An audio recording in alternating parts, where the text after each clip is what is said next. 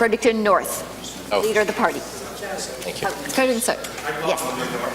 Thank you, Madam Speaker. I'm pleased to rise in the second reading debate on Bill 18, an act to amend the Motor Vehicle Act. And I want to thank the member for Fredericton Grand Lake for bringing this bill forward. Private members' bills are really important because they tend to reflect things that, as members, we're hearing from people in the province, and especially as leaders. So I would say that, you know, at second reading, it's all about what do we think about this in principle. I certainly, on the registration side of this bill, it is kind of extraordinary when you think about it that we have to re-register our vehicles every year, and I don't see good logic for that, Madam Speaker. I think actually it's a good idea what's being proposed here.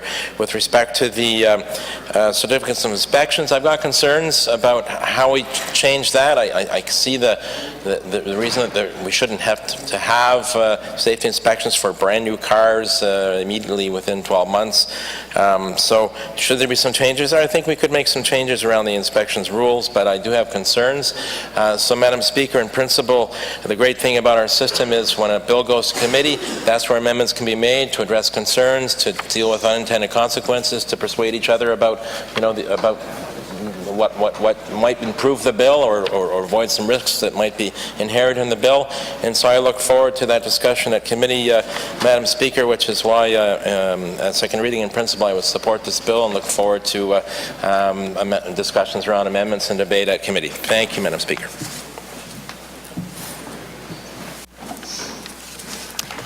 I recognize the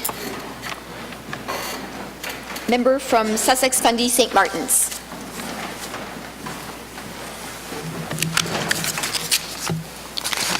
Thank you, Madam Speaker, and it's always a pleasure to rise in this House and to debate a bill